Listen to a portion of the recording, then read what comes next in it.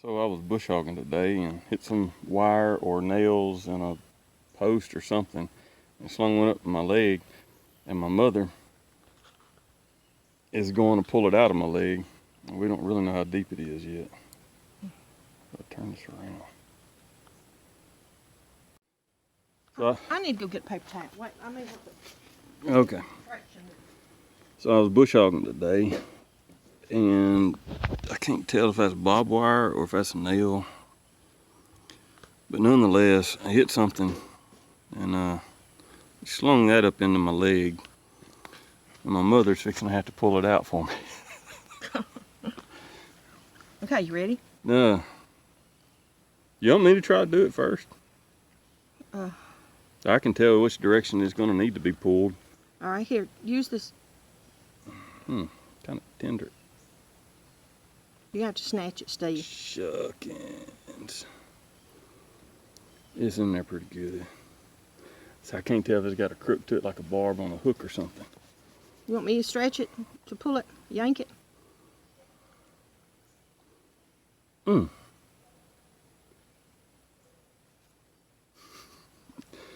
It's like, don't ow! Well, I'm trying to see if I can feel a wire up in there. See, I'm afraid it's being over. Yeah. Why don't you let me call Ricky or Gosh, take you to dog. the doctor? Dang. Ricky will know what to do. I can feel it.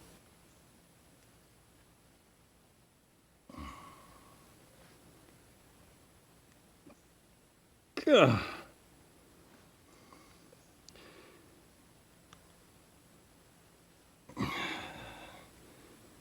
It's in there.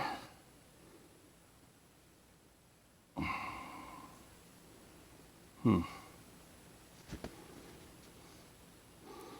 me see that alcohol. I need to wash it off. Damn, there's only one in there. Another bottle of towels. Oh, crap. All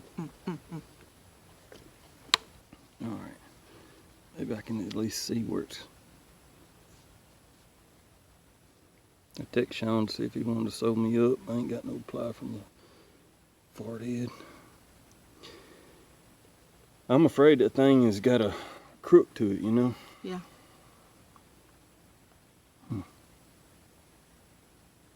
It does. I feel it right there. Oh, crap. So, So you need to pull it downward. I should have brought my needle and nose pliers. Here, you hold the camera. I can get two hands. I feel the crook right there.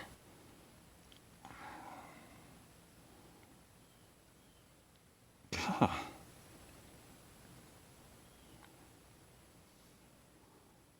Or is that the head of the nail? Ah, it broke off. Mm. Did it break off? I don't think so. Something's in there.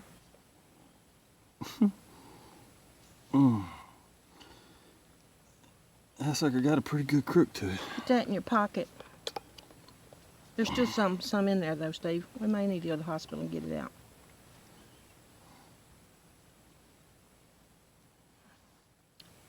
Yeah, we need some tweezers.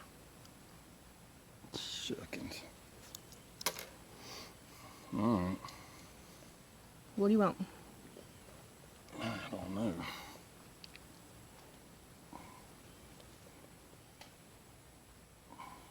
Can you feel it?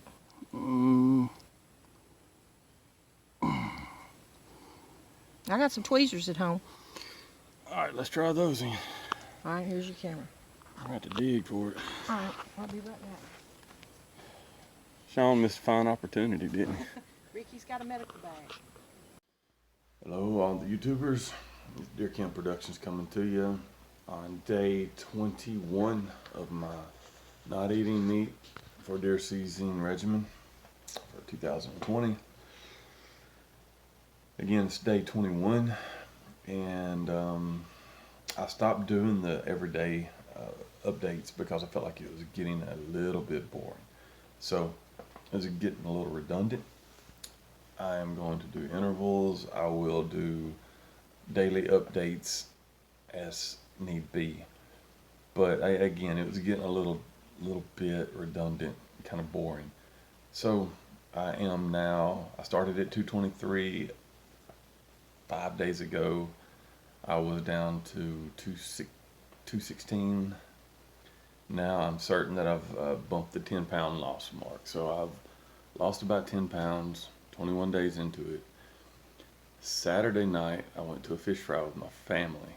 I'm not eating meat, not eating fish.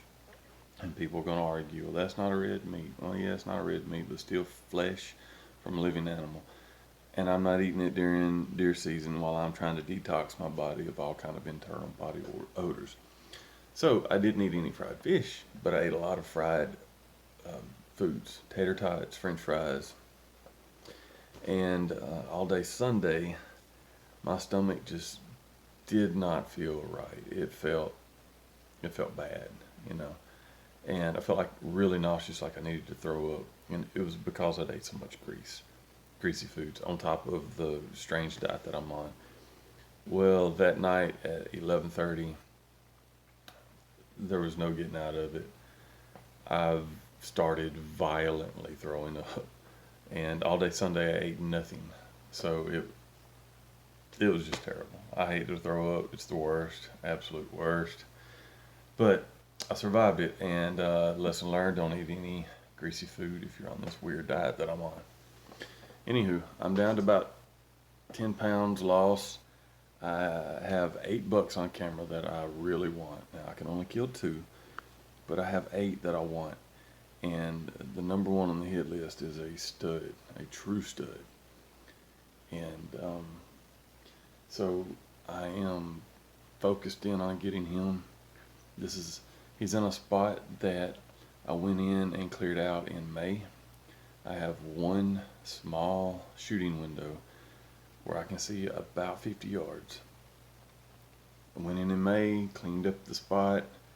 I've stayed away until Labor Day weekend, tiptoed back in, put a camera and corn out, and this buck showed up. Now he's one that I had on camera last year, and he showed up 2.5 days after I put out corn, and he was there 5 times within a day and a half.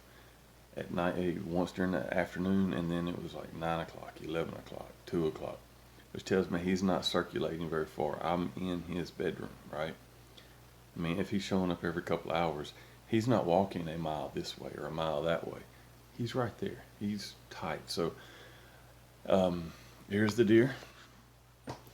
He is a mainframe 11 point. He does have a split eye guard that makes him 12 point. He's not extremely wide. I'm going to guess around 15 wide. Very nice mass, very nice height, and just beautiful deer. I mean, he's good and tall. He looks like he's got a rocking chair on top of his head. So I don't want to guess on what he'll score because cameras can fool you. However, I do not think this deer will score low. This deer will score. He's going to score very good. He's not going to be a 130-inch monarch that is typical to my area because I'm in a county that's never had a Boone and Crockett typical kill. Keep that in mind. So no matter how great a season I have, I mean, getting a Boone and Crockett typical just almost is not in the cards. It could happen, but it's not very likely. So I checked that card, and he was on that camera. I checked it on Thursday, went back in today, which is Monday, September 14th, and checked the card again. So now I'm really disappointed because it is hog exploding time. I mean, they have come in and destroyed the area. The sounder of hogs. Now, a sounder of hogs is a herd of hogs. They come in, they eat everything. They rape the land. They eat every kernel of corn. They completely disturb the native animals there. So the deer, I mean, if it's a smart buck like this one is, he's not going to stay there and go toe to toe with them. This deer is actually in a spot that it's hunted hard by people that are not picky. So if it's brown, it's down. If it's a legal deer, they shoot it. They have no kind of quality deer management philosophies there. They're meat hunters. So for this deer to have reached the size he is, means he's not a dumb deer. I had him on camera last year. He's a mainframe 10. That's the reason I went in May, in the hot part of the early summer, late spring, whatever that is. It was hot that day. I got it all cleaned up. I purposefully waited to put out a camera until within 3 weeks of bow season opener, just in case he was there, just in case he showed up for me. And I was keeping my fingers crossed that hogs were not going to be a problem. They're a problem. And now to rectify that, I am going to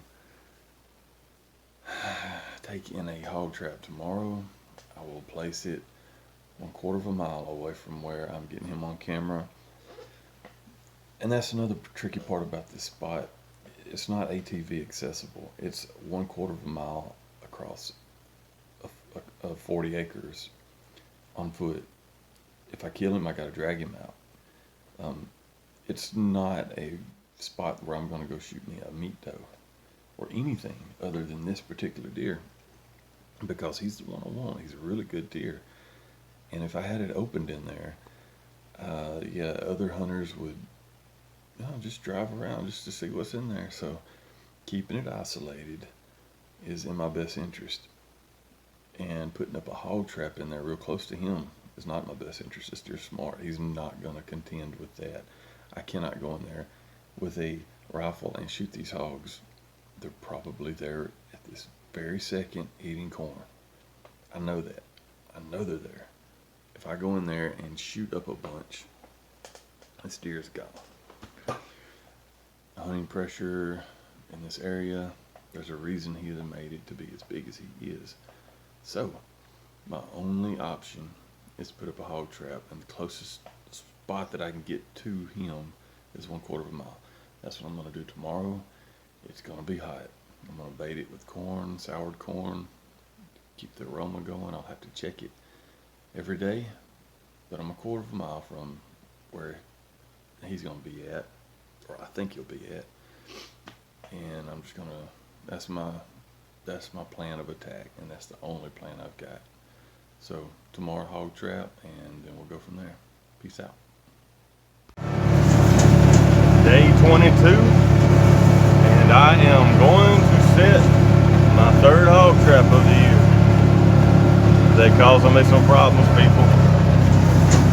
Hog trap is on the trailer in the back. It's time to eradicate these corn-eating suckers. So, I just got finished setting the hog trap. It's about 485 degrees out here. Humidity is, cut it with a knife, it's thick, it's hot. I had to set this hog trap though to hunt the buck that I'm after. There's no way in except for where this road stops 1/4 of a mile from where I'm hunting him. So just off the edge of that, there's a creek that flows to where I'm hunting him. Set the trap up there. I use a very simple trap. I used some existing trees, saplings that were there as anchors. So I had 3 T-posts and 3 cattle panels, 52-inch tall cattle panels. Make a figure 6 trap. And yeah, that really works really well. So I'm gonna keep my fingers crossed, and hopefully I will catch a lot of these hogs. Like I said, it's 1/4 of a mile. I left some corn souring in the trap to help draw them in. If a deer gets in, it can jump out. But I have had a deer get in one before. I usually set a camera up on top of my trap so that I can, kind of monitor what's going in or out. See if I got hogs just teasing, see if I get the entire sounder of hogs. So, yeah, I'm not looking for a deer to be in there. And if it does, it can jump out. 52 inches is nothing for a deer. It's hot though. I mean, this shirt is wet, and I am one hot, filthy, smelly man. So I do not like to be in the woods this time of the evening. However, I'm headed away from where I will be doing any kind of hunting, so that's the not educated deer. Anyway, day 22, I think, not eating meat, battling the hogs. Check back with you later.